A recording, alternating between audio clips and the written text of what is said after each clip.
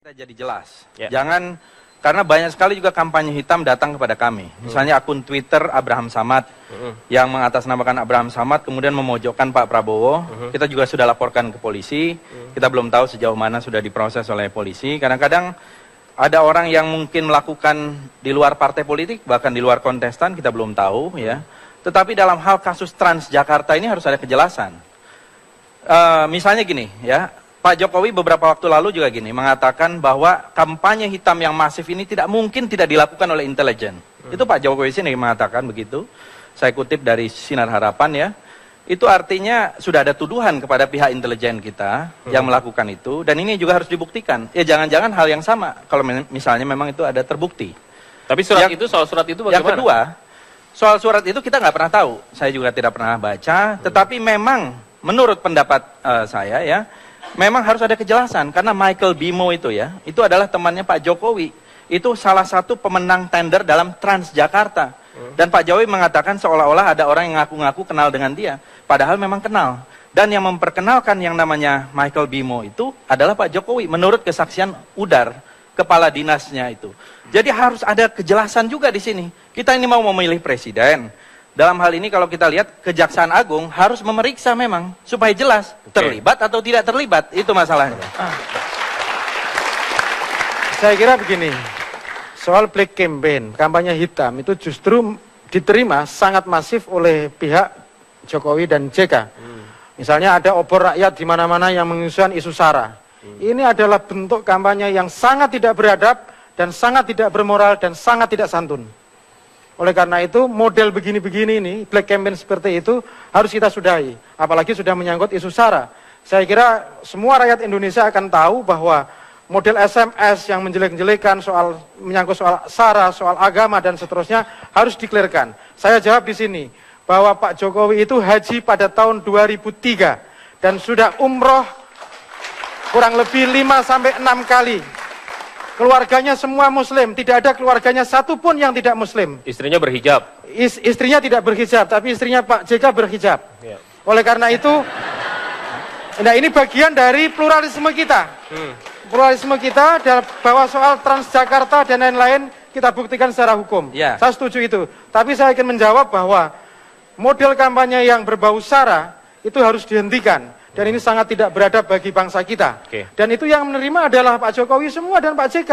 Saya ini katakan bahwa kepribadian Pak Jokowi itu adalah kepribadian yang mau mendengar, kepribadian yang mau melihat, kepribadian yang mau tergerak hatinya melihat realitas sosial yang ada.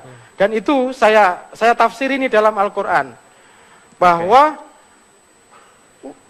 wallahu akhrajakum min butuni ummahatikum la ta'lamuna syai'a wa ja'ala lakumus sam'a wal absara wal af'idata la'allakum tashkurun. Amin. Jelas bahwa Pak Jokowi kepribadiannya adalah mau mendengarkan. Wa ja'ala lakumus sam'a, Tuhan memberikan pendengaran, mendengar aspirasi rakyat, mendengarkan keluhan rakyat. Wal absara, melihat langsung kepedihan dan penderitaan rakyat, realitas sosial. Lalu kemudian wal aftidata, tergerak hatinya untuk mengambil keputusan yang tepat bagi negara Republik yang kita cintai ini. Itu, saya kira ini adalah bagian penting yang saya sampaikan kepada seluruh rakyat Indonesia supaya tahu bahwa beliau adalah betul-betul memikirkan rakyat kita. Tidak ada relevansinya dengan hal-hal yang saya kira kita bicarakan. Nah, tadi pertanyaannya kan tentang misalnya soal Transjakarta, soal pelanggaran HAM semuanya harus kita buktikan juga di pengadilan nanti. Memang harus kita buktikan. Kasus Trisakti harus selesai. Jadi misalnya gini ya. Kasus Trisakti harus selesai. Adik-adik mahasiswa semua tahu. Kasus Trisakti belum selesai. Kasus 98 belum selesai. Kasus penculikan belum selesai. Salah dan besar. Ini orang yang tidak ngerti hukum. Semua kasus-kasus yang dituduhkan ditangkapi dulu. Ditangkapi dulu. Tidak ngerti hukum. Ya.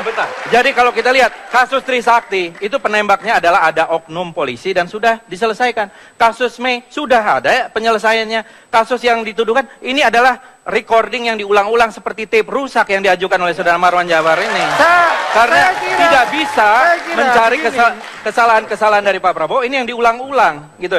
Ini yang di depan mata saja, ya sekarang ini masalah Transjakarta. Coba Jangan kemudian menghindar. Misalnya kita tahu beberapa hal yang jelas memperkuat itu. Katanya kemudian tidak kenal, tapi sebenarnya kenal. Kemudian ada tuduhan kepada intelijen yang melakukan black campaign. Ya, itu disampaikan tadi. Itu harus Silakan, Bung harus Victor. dijawab. Saya sepakat tadi dengan Bung Fadlison bahwa karena ini pilih presiden harus jelas. Kalau memang ada masalah diselesaikan. Nah, kalau Jokowi ini belum pernah ada diperiksa. Belum. Itu Sudah dugaan diperiksa oleh BPK, ada belum temuan begitu pernah banyak dipanggil di oleh BPK. Kejaksaan Agung dan Banyak. dari Kejaksaan Agung telah bilang itu. Tapi kalau Mr. Prabowo ini memang dari Komnas HAM itu 2 kali manggil. Ini bukan black campaign, itu 2 Tidak kali ada. manggil Ada nggak surat datang. Komnas HAM udah selesai. 2 itu, Bung. kali manggil dan ada permintaan pernah ada kepada vonis, tidak Pengadilan pernah ada. Jakarta Tidak Pusat ada.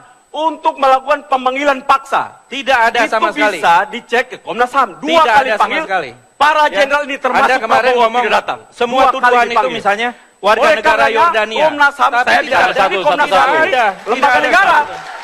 Ini Tidak bukan ada. gosip. Ini bukan gosip. Ini lembaga negara. Komnas HAM itu lembaga negara, bukan Oke. bukan Iya, lembaga gosip. tapi itu tidak ada, Bung. 2 kali dipanggil para jenderal ini termasuk Jenderal Prabowo. Saya tahan tidak Anda datang. sampai di situ ya. Yang Anda sudah dipanggil jelaskan di situ. siapa? Tidak ada yang dipanggil Pak Prabowo. 2 Di kali. suratnya Ini- pun tidak ada. Itu bukan gosip, Tidak Pak. ada. Itu Anda bohong, namanya tidak pernah Komnas ada HAM. itu. Yang bilang jangan saya bohong, Komnas HAM. Tidak dong. ada. Anda Tidak ke pernah ada Komnas HAM, surat. cek dong. Komnas HAM Tidak ada. panggil tahun berapa? Komnas HAM tahun 2006. Tahun berapa? Tahun berapa? 2006 dipanggil 2 Tahun kali. 2009, Prabowo 2006 Subianto saudara menjadi Prabowo cawapres dipanggil 2 dari kali. Ibu Megawati Soekarno Putri dan Karena tidak itu- pernah dipersoalkan karena itu, apapun.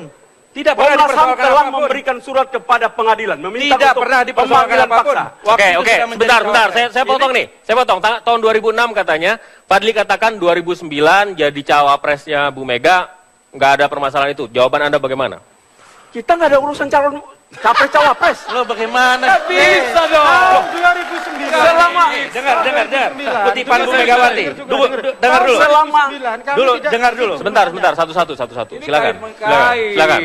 Jadi tahun 2009 posisi kami tidak di posisi Bu Mega dengan Pak Prabowo. Betul. Waktu itu Ya. posisi kami dengan Pak SBY. Betul. Oleh karena itu bahwa tahun 2009 sesungguhnya itu banyak dipermasalahkan orang juga ketika itu. Nggak ada. Banyak yang mempermasalahkan Kalau itu. dipersoalkan tidak bisa Banyak jadi yang cawapres mempermasalahkan soal seperti itu. itu. kalau Tidak nggak ada ke bisa. Komnas HAM aja. Tidak bisa. Saya ini lembaga negara bukan lembaga Ini kok. saya oke. kutip Bu Mega ya. Kata Bu Komnas Mega HAM begini. saja. Kalau Pak Prabowo itu ada masalah, Itu kapan tidak ngomongnya? mungkin Yang manggil saya itu minta bukan jadi siapa-siapa, cawapresnya. Komnas Itu HAM. sebentar. Kapan ngomongnya? Tahun 2009. Jawaban Anda apa? Enggak, begini. Kita tidak berdebat. Kita tanya apakah benar Komnas HAM manggil? Benar. Apakah saudara Prabowo datang? Tidak. Tidak ada pemanggilan Ada juga. apakah ada upaya pemanggilan paksa? Tidak. Ada. Dikirim ke mana? Pengadilan Negeri Tidak ada, Jakarta Bung. Pusat. Ya, Tidak cek aja. ada. Kalau gosip, ya tanya Komnas HAM. Baik. Kalau Kalau itu ada lembaga sekarang gosip, panggil paksa saja kalau memang ada. Kita harus break dulu. Kalau ada, Bung tidak Hanta ada. Yuda ada di sini. Saya minta Anda untuk bertanya kepada masing-masing ini. Nanti dijawabnya, ditanya dan dijawabnya setelah jeda pariwara. Kami akan kembali sesaat lagi. Tetaplah bersama kami. Cukup panjang tadi perdebatannya Bung Hanta. Apa yang ingin Anda komentari atau bertanya kepada dua kubu yang berbeda dari masing-masing capres-cawapres? Berdiri ya. Berdiri, silakan. Saya memegang 42 halaman lebih kurang visi misi pasangan Jokowi JK dan 9 halaman milik visi misi Prabowo Hatta. Tapi sebelum ke sana saya ingin mengomentari satu soal nomor tadi saya kira harus segera ditinggalkan diskusi soal nomor itu. Itu tidak ada kaitannya sama sekali. Karena 2004 itu pemenangnya nomor 4 Pak SBY. Itu kalau Lalu dari 2009 dari angka nomor 1, nomor 2 dieksploitasi nomor 2 maupun nomor 1 tidak ada urusan dengan kemenangan. Nggak ngaruh. Pemenangnya nggak ngaruh, selalu bergantian. Nomor partai juga begitu. 2009 pemenangnya Pak SBY nomor urut 2. Nah kita tidak tahu apakah nomor 1 atau nomor 2. Yang menang nanti Mas. Nah atau berganti justru. Boleh, kita tidak boleh. tahu. Itu satu, kecuali pada masyarakat yang tingkat pendidikannya sangat rendah, lalu akses informasinya sangat rendah, sehingga nomor menjadi sedikit Dan kita berpengaruh. menyaksikan itu Tanpa terjadi, itu ya? menurut saya tidak akan terjadi untuk konteks Indonesia. Ya. Satu itu. Yang kedua, soal nomor 2 yang tadi, menurut saya memang soal spontanitas, soal kreativitas, tetapi juga tidak boleh kebablasan. Mungkin masukan saya kepada Pak Victor dan Pak Marwan, tidak boleh kebablasan. Itu kebablasan dari Pak Jokowi. Persoalan itu benar atau tidak, nanti Bawaslu yang akan memutuskan. Dan kita punya aturan. Kalau tidak salah saya mendengarkan Pak Muhammad, Ketua Bawaslu, mengatakan akan meminta kepada pasangan maupun tim sukses untuk memahami betul Undang-Undang Pilpres. Kalau memahami, pelajari, maka akan terhindari dari berbagai macam persoalan itu. Nah, saya ingin masuk soal negatif atau black campaign. Yang pertama, itu diperlukan untuk negatif, kampanye negatif. Kalau kemudian masing-masing bicara tentang positif tentang Prabowo, bicara positif tentang Jokowi, itu tidak ada informasi yang penting bagi publik. Dan elektabilitasnya tidak bisa saling bertarung. Karena itu strateginya paling sederhana itu adalah bagaimana misalnya Pak Fadlizon mendongkrak elektabilitas Prabowo di saat yang sama berusaha untuk mendegradasi kekuatan elektabilitas Ilmu Jokowi. politik berbunyi seperti itu. Juga sebaliknya. Tetapi caranya apa bedanya kampanye negatif dan kampanye hitam? Kalau negatif, basisnya adalah data. Jelas. Lalu sumbernya juga jelas. Kalau yang hitam, itu tidak punya data, biasanya fitnah, sumbernya tidak ada yang mau bertanggung jawab, dan biasanya berbau sara. Tetapi biasanya yang berbau sara ini justru laku di kelompok masyarakat sosiologis, pemilih sosiologis. Karena itu tetapi juga harus berhati-hati.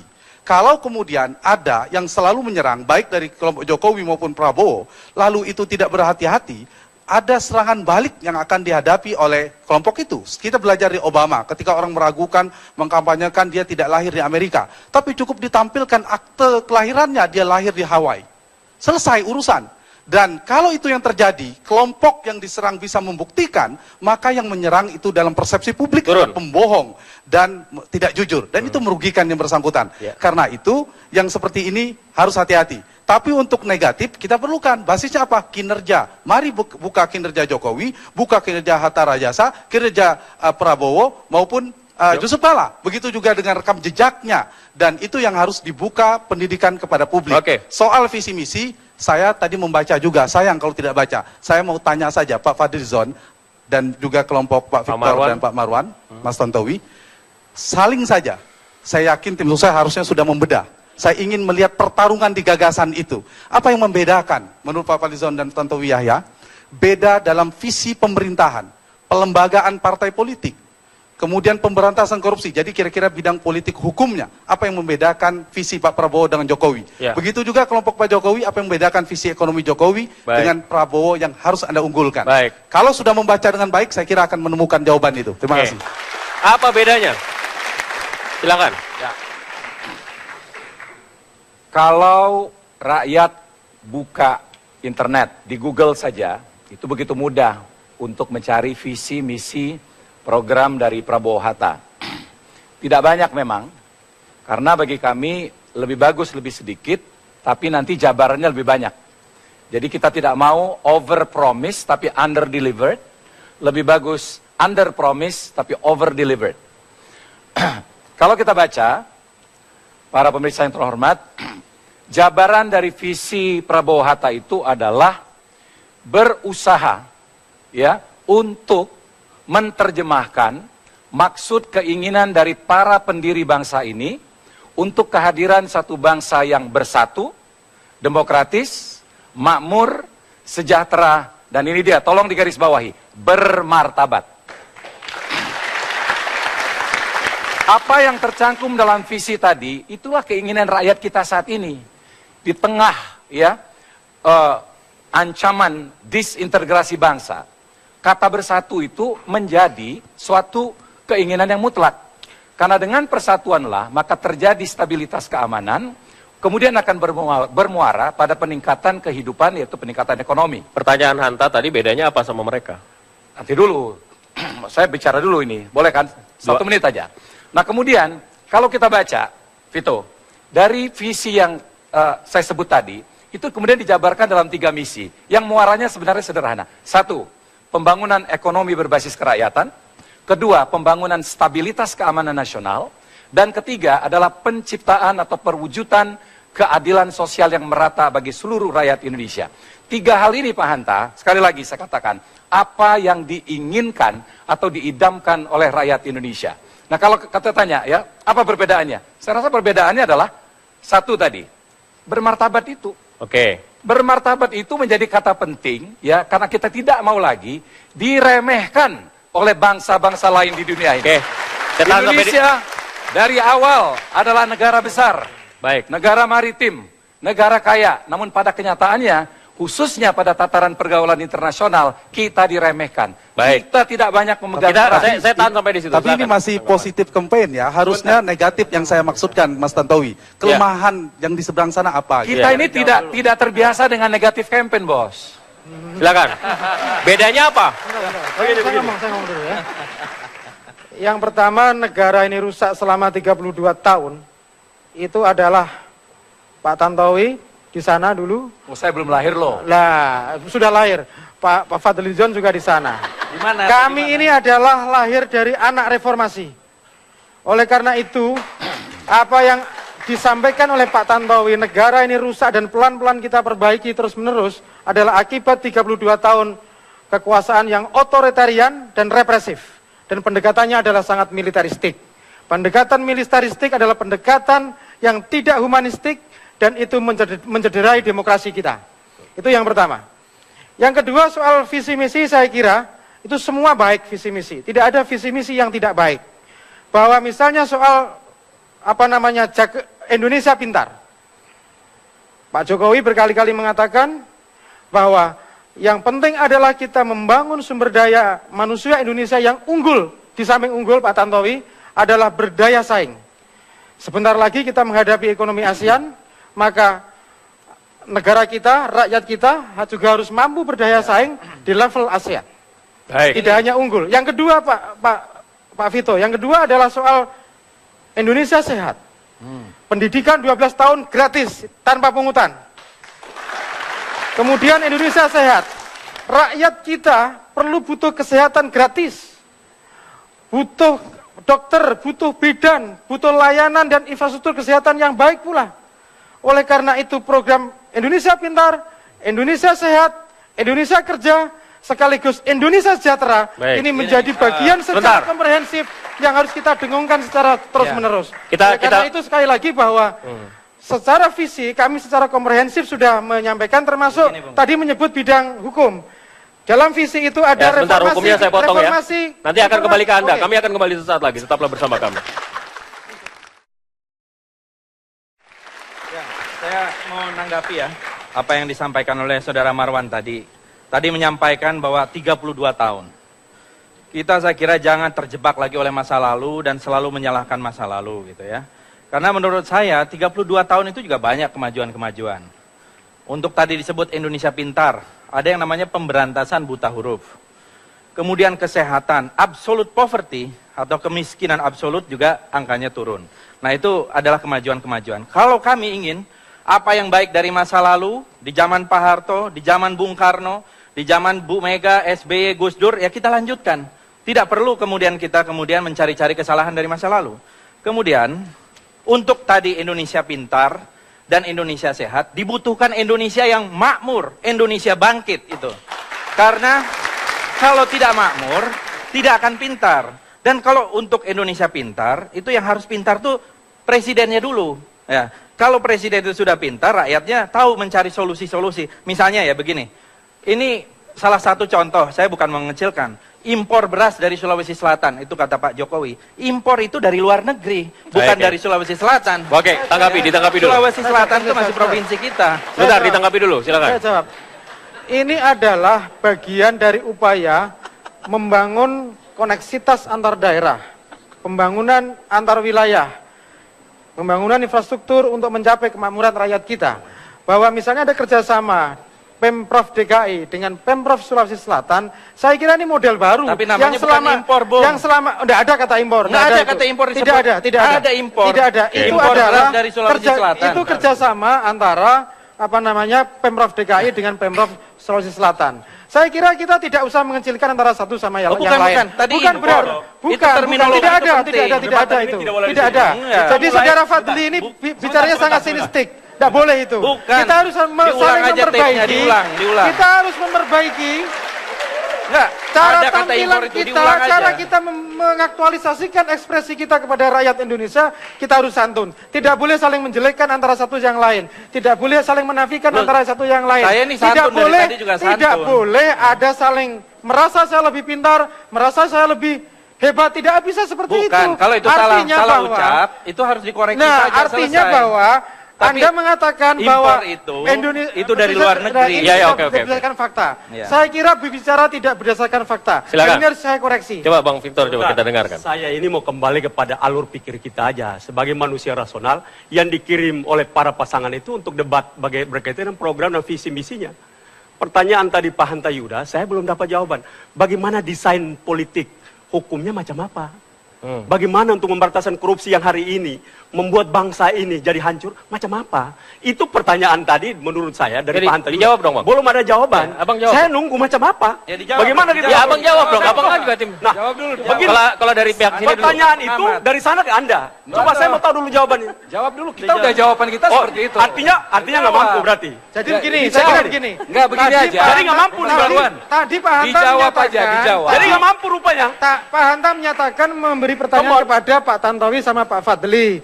Bagaimana kebijakan soal hukum dan pemberantasan korupsi. Oke, begini. Saya kira tadi nggak mampu ini. tidak dijawab sama sekali. Oke, saya jawab. Saya juga Kalau jawab. visi Sebentar. kami jelas bahwa Bentar. reformasi birokrasi, penegakan hukum, dan pemberantasan korupsi itu menjadi bagian dari visi misi Jokowi JK. Ya, saya jawab juga ya. Oleh Bahwa karena itu kita sekali ingin lagi bahwa pemerintahan- oleh karena itu Oke, bahwa silakan reformasi birokrasi yang sekarang belum selesai. Ini harus kita selesaikan untuk 5 tahun yang akan datang supaya birokrasi kita lebih efisien, lebih berdaya saing, dan sekaligus birokrasi kita lebih mampu untuk melayani rakyat kita. Soal pemberantasan korupsi saya kira dan penegakan hukum, law enforcement kita harus kita sinergikan, kejaksaan, kepolisian, Mahkamah Agung, Bung, dan itu perangkat normatif yudikatif. begini. Ini harus kita sinergikan Oke, bersama-sama sehingga bangsa kita adalah menjadi bangsa yang bersih dan bebas dari korupsi. Saya tahan sampai di situ, silakan. Saya kira kita tahu bahwa visi dari Prabowo Hatta jelas ingin pemerintahan yang bebas dari korupsi, pemerintahan yang bersih, pemerintahan yang juga efisien, pemerintahan yang tidak boros. Desainnya macam apa? Dan kita bisa melakukan itu dengan melakukan juga sama reformasi birokrasi. Semua ada dan kita sudah sampaikan No, di desain- desainnya. dalam 6 program aksi Gerindra kita sudah ada. Kita bukan mau bikin novel untuk itu ya. Kalau kita bikin 1000 halaman juga, tapi praktek. Contoh kecil. Pak Jokowi sebagai gubernur Jakarta 2 tahun tidak mampu menunjuk PLT, hampir 2 tahun PLT Sekda. Sekda. Apakah ini artinya Bung efisiensi Fadli, kita ngomong birokrasi? bagaimana caranya Nggak. supaya negara ini membuat orang Bung, tidak Bung, lagi korupsi. ini contoh dalam Itu loh. realisasi dari apa yang diucapkan, ya. Bagaimana dalam 2 tahun tidak mampu untuk menunjuk Sekda? Itu artinya tidak mampu melakukan Jangan reformasi diwacanakan. birokrasi. Saya jawab. Masa ada Sekda PLT? Ya, sebentar, dijawab dulu. Saya kira begini. Saya kira begini, itu bukan menjadi faktor yang krusial. Itu contoh nyata. Bahwa dia sudah Itu sukses. contoh nyata, Bung. Dia Bagaimana? sebentar, Loh, dia sudah bagaimana? sukses Jawab untuk dong. rakyat Solo 2 kali dipilih, untuk DKI dipilih. Contoh nyata. Itu Kenapa artinya sampai bahwa 2 tahun tidak reformasi bisa birokrasi menunjuk yang Sekda? dibangun Pak Apa? Jokowi itu sebetulnya Kita- berhasil. kita break dulu yuk, Sekali kita lagi, break dulu ya, reformasi kita break birokrasi dulu. yang dijamin selesai. Oke, Bung Hanta saya minta tanggapannya, kami akan Jelaskan bahwa apabila Anda itu ke depan ingin menjadi gubernur, bupati, presiden, menteri, DPR, ya jangan mencuri. Oke. Lah, Jangan iya. makan uang Silakan, rakyat, jangan silakan. menjadi orang kaya. Jangan berbohong Saya juga. Kalau mau jadi orang kaya, Iya. jadi pengusaha. Oke. Jangan Oh, jadi iya. DPR. saya tahan sampai di situ, silakan, Ya. tanggapi. Kita ini bukan tidak bisa cerita, tapi ini kan kita ini ada dalam suatu program yang dibagi-bagi dalam 5 segmen. Satu segmen itu usianya cuma berapa? 10 menit. Tidak mungkin kita bisa menjabarkan. Jadi kita tuh hanya garis besarnya saja. Kalau kita cerdas, dari apa yang saya sampaikan di awal itu, udah bisa ditarik pengertian apa yang akan dilakukan oleh Prabowo Hatta. Kalau ingin kita jelas-jelasan, udah jelas. Sekarang kalau kita bicara detail, tugas pertama dari Presiden terpilih bersama DPR terpilih adalah pertama, merubah undang-undang pemilu. Karena asal muasal dari seluruh persoalan sekarang itu adalah di situ. Kita harus cari anggota DPR yang benar-benar mampu menjadi anggota DPR. Jadi sistem profesional terbuka sekarang itu hanya bisa dirubah apabila ada keinginan bersama antara presiden terpilih dengan DPR nanti. Ini tugas besar. Oleh karena itu diperlukan seorang presiden yang mampu melakukan komunikasi politik dengan baik dengan DPR terpilih. Karena kenapa begini ya? Dari anggota DPR yang mempunyai integritas, yang terpilih, itu akan terus kemana-mana. Jadi mereka sudah mempunyai kontrol. Saya tidak mengatakan korupsi itu akan hilang sampai ke dasar-dasarnya. Paling tidak kontrol mereka terhadap perbuatan-perbuatan tercela itu akan bisa dikurangi. Bung Hanta, silakan. Ya, saya setuju poin terakhir dari Mas Tantowi. Sayangnya Mas Tantowi terakhir bergabung di pasukan Prabowo. Kalau sejak awal, mungkin poin yang soal pembenahan sistem pemilu dan seterusnya itu menjadi penting. Dan itu mestinya menjadi ruang bagi pasangan Jokowi untuk mempertanyakan. Mereka punya konsep di halaman 18 dan 8 membandingkan soal politik dan hukum. Di sana ada upaya pencegahan, membatasi belanja kampanye yang saya baca. Kemudian yang kedua, ada upaya untuk melakukan mengurangi biaya kampanye tadi, lalu pertanyaannya harusnya ditanyakan ke sana, tapi sudah dijawab oleh Mas Tantowi. Sayangnya, poin yang disampaikan oleh Mas Tantowi itu tidak masuk di poin di halaman 8, Pak Fadlizon. Jadi harus ada upaya pencegahan. Soal pemberantasan, saya melihat hampir kemiripan. Menginginkan KPK kuat, kendati pun dari Pak Fadlizon menginginkan dengan menambah penyidik, kemudian sinergisitas antara KPK, kepolisian dan kejaksaan. Tetapi di seberang sana ingin independensi penguatannya dari dalam penegakan hukum. Tapi sebenarnya ada amunisi juga bagi Mas Tantowi Fadlizon menanyakan soal Indonesia pintar, Indonesia sehat. Itu coba cerdas, dibuka data di DKI. Bagaimana implementasinya di DKI? Apakah di DKI sudah tuntas? Nah, saya memimpikan Mas Alvito adalah besok kan ada 5 kali debat di KPU. Saya membayangkan Jokowi dan Prabowo, Hatta dan JK itu yang didebatkan seperti ini. Mudah-mudahan. Kelemahan di seberang sana. Kalau masing-masing visi misi kami ini positif, ini nggak menarik ditonton. Kita menginginkan itu pendidikan. Kita berikan tangan. Dan tidak usah khawatir karena debat juga masih panjang. Ini sampai bulan Juli kita akan main seperti ini terus. Bung Marwan akan hadir terus, Bung Victor akan hadir terus. Masih enggak ini Pak Sasito? Sudah habis. Minggu depan kita lanjutkan lagi ya. Inilah akhir dari jumpa kita di debat.